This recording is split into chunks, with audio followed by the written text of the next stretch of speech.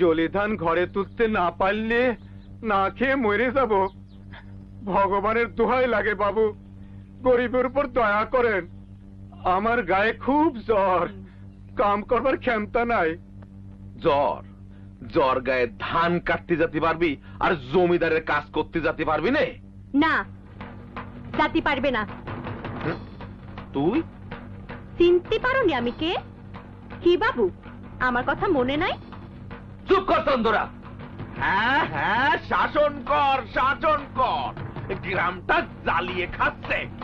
তোকে আধা ঘন্টার মধ্যে কাছারিতে হাজির হ, আমি চললাম। নাম এই এই এতে কি করলি? ওই সাপের গর্তে গুঁতো মারতে গেলি কেন? বেশ করেছি, ভালো কাজ করেছি। আবার আসলে ঝাঁটা মেরে তাড়িয়ে দেবো।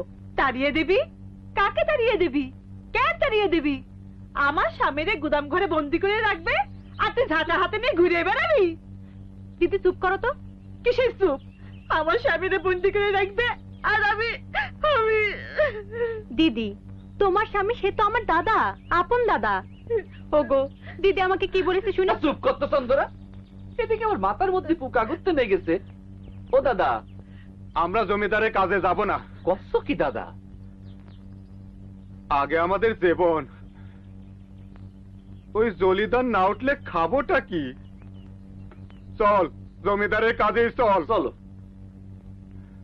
বাসি মুখে যেও না, কিছু মুখে দিয়ে যাও।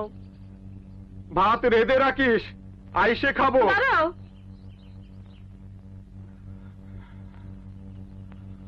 এই গামছাটা নিয়ে যাও।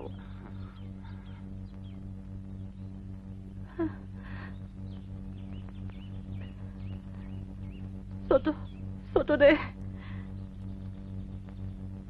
হুজুর, শক্তিপদ মাহাতো খাজনা বকেয়া 6 দম পাই।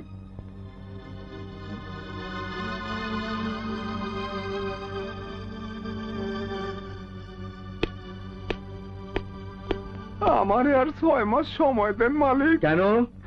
এখন আমার হাতে কিছু নাই মালিক।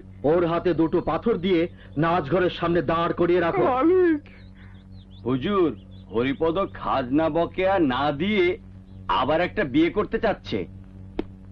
ওরে হরিপদ, খেয়ে খেয়ে শরীরটা তো অসুরের মতো বানিয়েছিস, আবার বিয়ে করতে চাস? আগে হুজুর ইচ্ছে হয়। চুপ! চাপকে পিঠে চামড়া তুলে নেবো। দূর হ এখান থেকে। আগে হুজুর, নমস্কার। নমস্কার।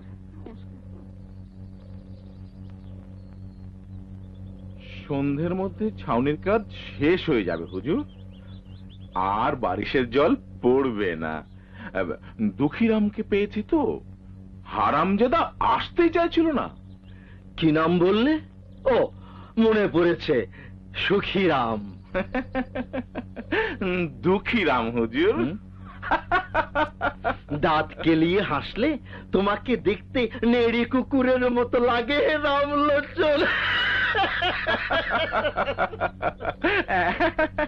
একেবারে সঠিক বলেছেন হুজুর।